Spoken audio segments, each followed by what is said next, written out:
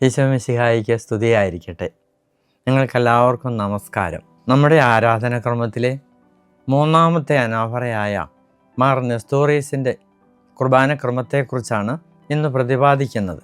നമ്മുടെ ആരാധനാക്രമം ഉൾക്കൊള്ളുന്ന പൗരസ്ത്യ സുറിയാനി ആരാധനാക്രമത്തിൽ 3 അനാഫറകളാണല്ലോ ഉള്ളത്.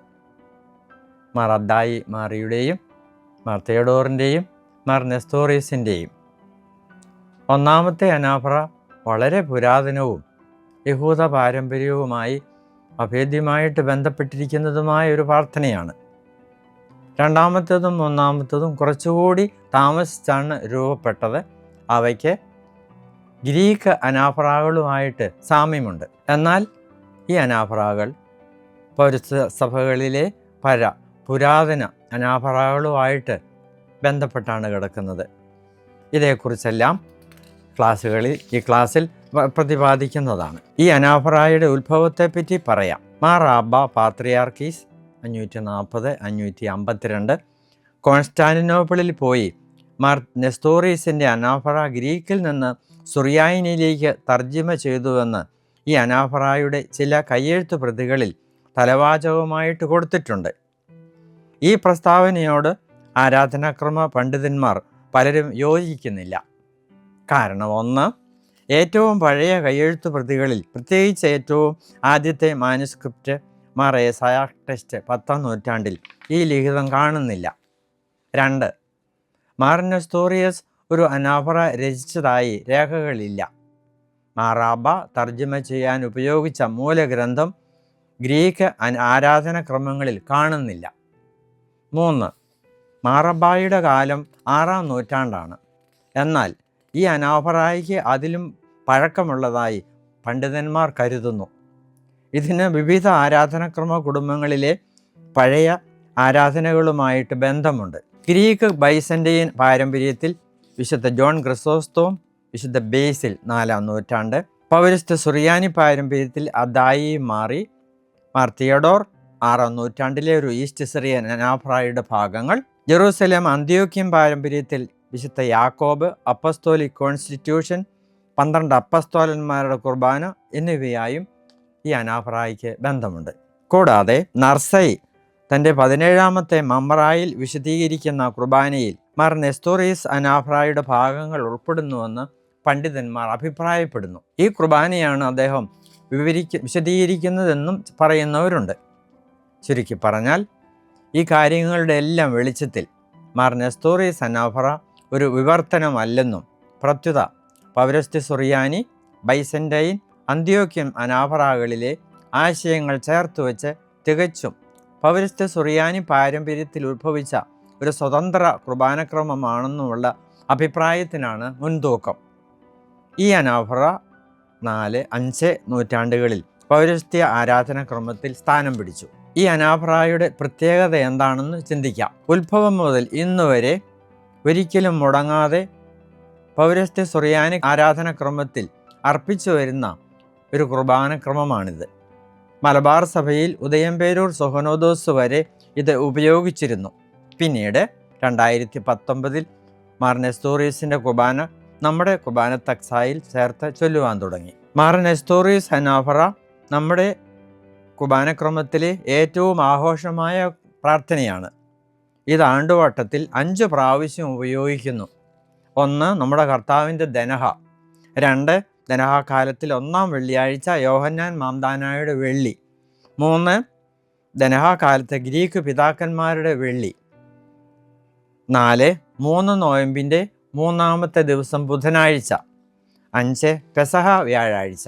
ആരംഭിച്ച നാളു മുതൽ ഒരിക്കലും മുടങ്ങാതെ നൂറ്റാണ്ടുകളിലൂടെ അർപ്പിക്കപ്പെട്ടു വരുന്ന ഒരു കുർബാനക്രമമാണ് ഇത് എന്നത് പ്രത്യേകം പ്രസ്താവ്യമാണ്. ഈ കുർബാനക്രമത്തിൻ്റെ ഘടന അഥവാ ഭാഗങ്ങൾ വിശദീകരിക്കാം. പൗരസ്ത്യ സുറിയാനി ആരാധനാക്രമത്തിലെ അനാഫറകൾക്കെല്ലാം ഒരു ഘടനയുണ്ട്. ആദ്യമായി ദൈവത്തിൻ്റെ സൃഷ്ടികർമ്മത്തെ അനുസ്മരിച്ച് കൃതജ്ഞത അർപ്പിക്കുന്നു. മാർ നെസ്തോറീസിൻ്റെ അനാഫറായിൽ 2ാമത്തെ ഗഹന്ത പ്രാർത്ഥനയിലാണ് ഈ അനുസ്മരണം വരുന്നത്. തക്സ പേജ് 158-159. പരിശുദ്ധൻ അഥവാ ഓശാന എന്ന പ്രാർത്ഥനയുടെ ഭാഗത്തോടുകൂടി ഈ ആ ഭാഗം അവസാനിക്കുന്നു. തുടർന്ന് വരുന്നത് പരിശുദ്ധ തൃത്വത്തിലെ രണ്ടാമത്തെ ആളായ ഈശോമിശിഹായുടെ രക്ഷാകര പ്രവർത്തനങ്ങളുടെ ഓർമ്മയാണ്. അതിൻ്റെ അവസാനം സ്ഥാപനവാക്യം. നെസ്തോറിയസ് അനാഫറായിൽ ഈ ഭാഗം വരുന്നത് മൂന്നാമത്തെ പ്രണാമ ജപത്തിലാണ്. തക്സായിൽ പേജ് 163. മൂന്നാമത്തെ ഘടന മധ്യസ്ഥ പ്രാർത്ഥനയാണ്. മാർ നെസ്തോറിയസ് അനാഫറായിൽ മധ്യസ്ഥ പ്രാർത്ഥന 4-5 ഗഹന്താകളിൽ വ്യാപിച്ചു കിടക്കുന്നു. തക്സായിൽ ഈ പേജുകൾ വരുന്നത് 169, 179. ആദ്യം ജീവിക്കുന്നവരെ ഓർത്ത് പ്രാർത്ഥിക്കുന്നു, പിന്നെ തിരുസഭാധികാരികൾ, വൈദികർ, സമർപ്പിതർ, ദൈവജനം മുഴുവനെയും. അതിനുശേഷം മരിച്ചവരുടെ ഓർമ്മയാണ്. വിശുദ്ധന്മാർ, മരിച്ചുപോയവർ എല്ലാവരും. അതിനുശേഷം അവസാനം ജീവിക്കുന്നവരിലേക്ക് തിരിച്ചുവന്ന് ആരാധനാ സമൂഹത്തിനു വേണ്ടി പ്രാർത്ഥിക്കുന്നു. മധ്യസ്ഥ പ്രാർത്ഥനയുടെ ഈ ഘടന വളരെ പുരാതനമാണെന്ന് പണ്ഡിതന്മാർ അഭിപ്രായപ്പെടുന്നു. അപ്പസ്തോലിക് കോൺസ്റ്റിറ്റ്യൂഷൻ, വിശുദ്ധ യാക്കോബ്, നർസയുടെ കുർബാനയുടെ വിശുദ്ധീകരണം എന്നിവയോട് മാർ നെസ്തോറിയസ് അനാഫറായുടെ മധ്യസ്ഥ പ്രാർത്ഥന ചേർന്നു നിൽക്കുന്നു. കൂടാതെ അലക്സാണ്ട്രിയൻ റീത്തിലെ വിശുദ്ധ ബേസിലിൻ്റെ അനാഫറായിൽ കാണുന്ന മധ്യസ്ഥ പ്രാർത്ഥനയുടെ ഘടനയും ഇത് തന്നെയാണ്. പൗരസ്ത്യ സുറിയാനി അനാഫറാകളിലെ അവസാനത്തെ ഭാഗം റൂഹാക്ഷണ പ്രാർത്ഥനയാണ്. നാം പഠിക്കുന്ന അനാഫറായിൽ ഈ ഭാഗം വരുന്നത് 5ാമത്തെ ഗഹന്താ പ്രാർത്ഥനയിൽ. തക്സായിൽ പേജ് നമ്പർ 181. ഒരു കാര്യം എടുത്തു പറയേണ്ടതായിട്ടുണ്ട്. ബൈസന്റൈൻ, അന്ത്യോക്യൻ അനാഫറാകളുടെ ഘടന പൗരസ്ത്യ സുറിയാനി അനാഫറാകളുടേതിൽ നിന്നും വ്യത്യസ്തമാണ്. മാർ നെസ്തോറിയസ് അനാഫറായിൽ ദൈവത്തിൻ്റെ സൃഷ്ടി പരിപാലന രക്ഷാദർശനം എന്താണെന്ന് വിശദീകരിക്കാം. 2ാം ഗഹന്തായുടെ ആദ്യ ഭാഗത്ത് ദൈവത്തിൻ്റെ സൃഷ്ടി പരിപാലനയെ അനുസ്മരിച്ച് കൃതജ്ഞത അർപ്പിക്കുന്നു. ദൈവത്തെ വിളിച്ച് അപേക്ഷിക്കുന്ന പേരുകൾ ശ്രദ്ധേയമാണ്. കർത്താവേ, സർവശക്തനും നിത്യനുമായ ദൈവമേ, സകലത്തെയും പരിപാലിക്കുന്ന പിതാവേ, പേജ് 158. ദൈവത്തെ കർത്താവേ, പിതാവേ എന്ന് വിളിക്കുന്നത് പുരാതനമായ രീതിയാണ്. പിതാവും പുത്രനും പരിശുദ്ധാത്മാവുമായ ത്രിത്വത്തെയാണ് ഏറ്റുപറയുന്നത്. അങ്ങ് ഞങ്ങളുടെ കർത്താവീശോമിശിഹായുടെ പിതാവാകുന്നു. അങ്ങയിൽ നിന്ന് പുറപ്പെടുന്ന പരിശുദ്ധാത്മാവിനെക്കുറിച്ചുള്ള ജ്ഞാനം മിശിഹായിൽ വഴി ഞങ്ങൾ പ്രാപിച്ചു. തക്സായിലെ പേജ് 158.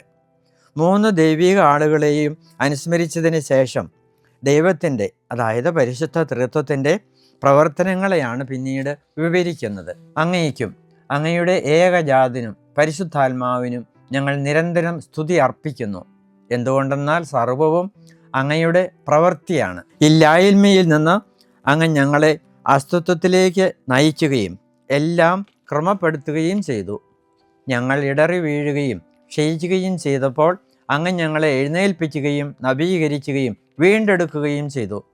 ഞങ്ങളെ സ്വർഗത്തിലേക്ക് ഉയർത്തുകയും വരാനിരിക്കുന്ന രാജ്യം ഞങ്ങൾക്ക് നൽകുകയും ചെയ്യുന്നതുവരെ ഞങ്ങളെ സന്ദർശിക്കുന്നതിൽ നിന്ന് അങ്ങ് വിരമിച്ചില്ല.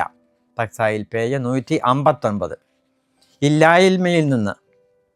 പൗരസ്ത്യ സുറിയാനി ക്രമത്തിലെ 6ാം നൂറ്റാണ്ടിലെ ഒരു അനാഫറായുടെ ഭാഗത്തിലും ഈ പദമുണ്ട്. ഈ ആശയം പൗരസ്ത്യ സുറിയാനി പാരമ്പര്യത്തിൻ്റെ പ്രത്യേകതയാണ്. ഈ പ്രാർത്ഥനയനുസരിച്ച് ദൈവത്തിൻ്റെ സൃഷ്ടിയും പരിപാലനയും ഇഴചേർന്നു പോകുന്നു.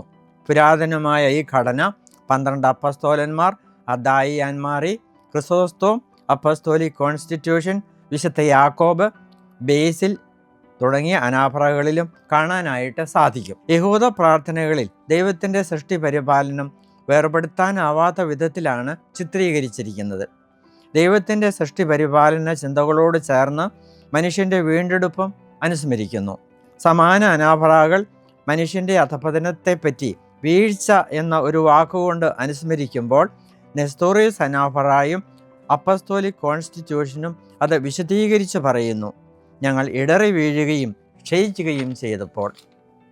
വീണ്ടെടുപ്പിനെക്കുറിച്ച് സമാന അനാഫറകൾ വീണ്ടെടുത്തു എന്ന് മാത്രം പറയുമ്പോൾ മാർ നെസ്തോറിയസ് അനാഫറ എഴുന്നേൽപ്പിക്കുകയും നവീകരിക്കുകയും വീണ്ടെടുക്കുകയും ചെയ്തുവെന്ന് വിശദീകരിച്ച് പ്രാർത്ഥിക്കുന്നു. യുഗോന്താൻമുഖവും എസ്കത്തോളജി കാഴ്ചപ്പാടോടുകൂടിയാണ് ദൈവത്തിൻ്റെ രക്ഷാകര പദ്ധതിയെപ്പറ്റിയുള്ള അനുസ്മരണം അവസാനിക്കുന്നത്. ഞങ്ങളെ സ്വർഗത്തിലേക്ക് ഉയർത്തുകയും വരാനിരിക്കുന്ന രാജ്യം ഞങ്ങൾക്ക് നൽകുകയും ചെയ്യുന്നതുവരെ ഞങ്ങളെ സന്ദർശിക്കുന്നതിൽ നിന്ന് അങ്ങ് വിരമിച്ചില്ല. ഈ ഭാഗത്ത് നാം കണ്ട ചില വാക്കുകൾ ആഴമായ ദൈവശാസ്ത്ര ചിന്തകൾ നിറഞ്ഞതാണ്. ഇല്ലായ്മയിൽ നിന്ന്, ഇടറി വീണു, ക്ഷയിച്ചു, എഴുന്നേൽപ്പിച്ചു, സന്ദർശിച്ചു, വരാനിരിക്കുന്ന രാജ്യം തുടങ്ങിയതായ വാക്കുകൾ. ഈ ഗേഹന്ത അവസാനം പരിശുദ്ധൻ എന്ന പ്രാർത്ഥനയിലേക്ക് കടക്കുന്നതിന് മുമ്പത്തെ ദോക്സോളജി അഥവാ സ്തുതിപ്പ് സത്തേയമാണ്. അങ്ങ് ഞങ്ങളിൽ ചൊരിഞ്ഞ സകല കൃപാവരങ്ങൾക്കുമായി പിതാവിനെയും പുത്രനെയും ആരാധിക്കുകയും സ്തുതിക്കുകയും ചെയ്യുന്നു. പേജ് 159. കൃപാവരങ്ങൾ എന്നത് പൗരസ്ത്യ സുറിയാനി ആരാധനാക്രമത്തിന്റെ പ്രത്യേകതയാണ്. മറ്റ് അനാഫറാകൾ ഈ അനുഗ്രഹങ്ങൾക്കെല്ലാം എന്ന് പ്രാർത്ഥിക്കുന്നു. 3 ദൈവിക ആളുകളെയും വാഴ്ത്തി സ്തുതിക്കുന്ന കാര്യത്തിൽ മാർ നെസ്തോറിയസ് ബേസിലിൻ്റെ അനാഫറയോടാണ് കൂടുതൽ ബന്ധപ്പെട്ടിരിക്കുന്നത്. അദ്ദായി അൻമാറിയിലും മാർ തെയോഡോറിലും പരിശുദ്ധ തൃത്വത്തെക്കുറിച്ചുള്ള ചിന്തകളുണ്ടെങ്കിലും ഇത്രയും വർണ്ണിക്കുന്നില്ല. മാർ നെസ്തോറിയസ് അനാഫറായിലെ പരിശുദ്ധ തൃത്വത്തെക്കുറിച്ചുള്ള വിവരണങ്ങളാണ് നർസൈ വിശദീകരിക്കുന്നതെന്ന് പണ്ഡിതന്മാർ അഭിപ്രായപ്പെടുന്നു. അങ്ങനെയെങ്കിൽ ഈ ആശയങ്ങൾ 5-ാം നൂറ്റാണ്ടിൽ പൗരസ്ത്യ സുറിയാനി ആരാധനാക്രമത്തിൽ പ്രയോഗത്തിലായിരുന്നു. ഈ ഭാഗത്തെപ്പറ്റി ചുരുക്കി പറയുമ്പോൾ പരിശുദ്ധ തൃത്വത്തെക്കുറിച്ചുള്ള വിശദമായ കാഴ്ചപ്പാട്, ദൈവത്തിൻ്റെ സൃഷ്ടി പരിപാലന രക്ഷാപ്രവർത്തികൾ, സഭാ പാരമ്പര്യങ്ങളിലെ പഴക്കമേറിയ ആശയങ്ങൾ എല്ലാം നമുക്ക് ഇവിടെ മനസ്സിലാക്കാനായിട്ട് സാധിക്കും.